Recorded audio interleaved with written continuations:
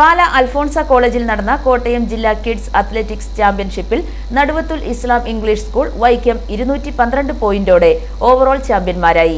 199 point നേടിയ MD seminary കോട്ടയത്തിനാണ് രണ്ടാം സ്ഥാനവും 165 പോയിന്റ് നേടിയ GVHS ഇടക്കുന്ന മൂന്നാം സ്ഥാനവും നേടി. ഉദ്ഘാടന സമ്മേളനത്തിൽ ഡോക്ടർ തങ്കച്ചൻ മാത്യു സ്വാഗതം നേർന്നു.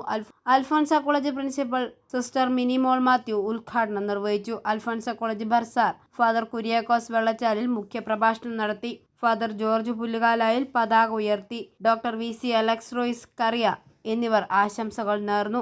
വൈകുന്നേരം നടന്ന സമാപന സമ്മേളനത്തിൽ പാലാ മുനിസിപ്പൽ ചെയർപേഴ്സൺ ദിയ ബിനു വിജയികൾക്ക് ട്രോഫികൾ വിതരണം ചെയ്തു. Alphonsa college principal professor sister Minimol Mathew, saint Thomas college Pala bursar father Mathew Alappattumedayil എന്നിവർ ആശംസകൾ അർപ്പിച്ച് സംസാരിച്ചു. കോട്ടയം ജില്ലാ athletic association secretary doctor Thankachan Mathew നന്ദി അറിയിച്ചു. ഫെബ്രുവരി 4-ാം തീയതി അൽഫോൺസ കോളേജിൽ നടക്കുന്ന സംസ്ഥാന സോണൽ കിഡ്സ് ചാമ്പ്യൻഷിപ്പിന് കോട്ടയം ജില്ലാ ടീമിനെ ഈ മത്സരത്തിൽ നിന്നും തിരഞ്ഞെടുത്തു.